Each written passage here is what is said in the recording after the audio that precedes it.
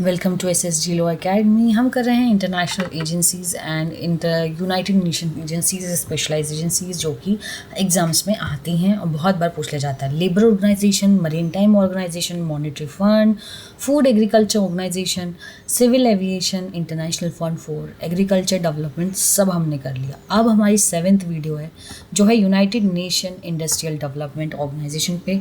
तो सीधा आ जाते हैं इंटरनेशनल इंडस्ट्रियल डेवलपमेंट पे।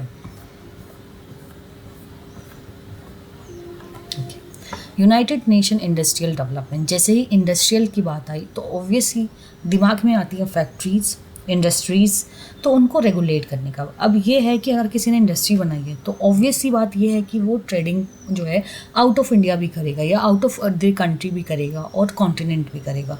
तो अब उसको जो है एक रेगुलेशन होना चाहिए ताकि एक कोऑपरेशन बना रहे। तो इसीलिए United Nation industrial development organisation form हुई।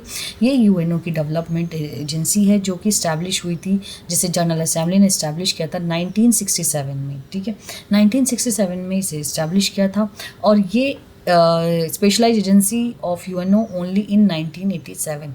लेकिन ये कॉन्स्टिट्यूट तो 67 में हो गई थी, लेकिन 87 में ये एक स्पेशलाइज एजेंसी बनी। इसका जो हेड क्वार्टर है वो है वियना में। एक क्विक रिव्यू सा मैं डाल दूँ कि फूड के रिलेटेड जितनी भी ऑर्गेनाइजेशन बनी, दोनों ऑर्गेनाइजेशन का रोम में जो है हेड क्वार्टर था, ये याद रखने की बात है। और इंडस्ट्री से रिलेटेड कुछ आ रहा है तो वो वियना में है। ठीक है, वियना में इसकी एजेंसी है जिस पे ये काम करती है। बहुत सारी डेवलपिंग कंट्रीज़ हैं, इकोनॉमिक्स डेवलप कंट्रीज़ हैं या इकोनॉमिक्स हैं जो इसमें हेल्प करती हैं, जो ट्रांसिस्ट करती हैं something get marginalize in UNIDO and help to prevent that. ठीक है, उसको प्रिवेंट करने के लिए मोबिलाइजेशन करती है, इन्फॉर्मेशन देती है, टेक्नोलॉजी देती है, नॉलेज देती है, स्किल्स देती है कि आप कैसे इस कॉम्पिटिटिव इकोनॉमिक में पुश करेंगे, कैसे आप आगे बढ़ेंगे।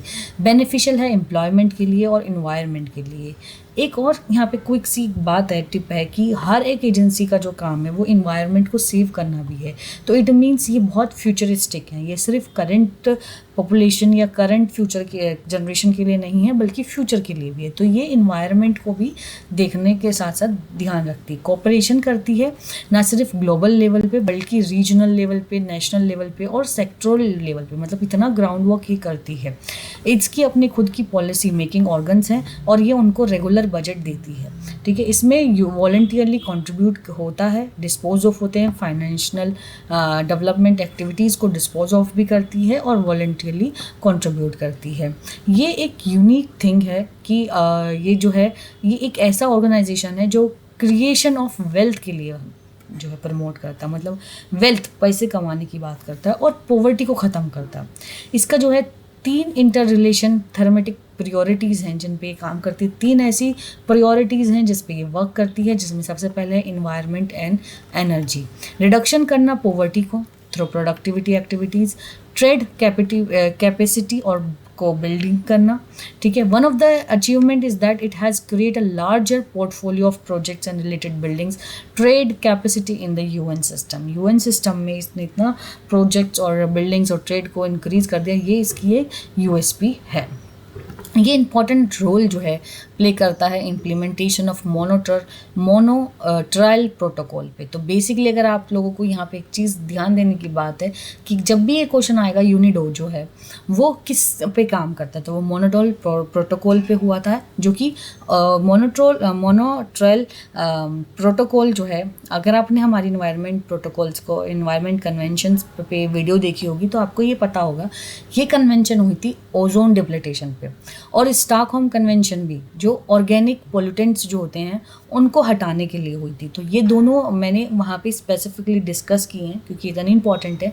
और अब यहाँ पे नई पॉइंट ये आ जाता है कि यूनिडो इनको इम्प्लीमेंट करता है, तो वो इस तरीके से फ्यूचर जनरेशन पे भी जो है वो काम करता है।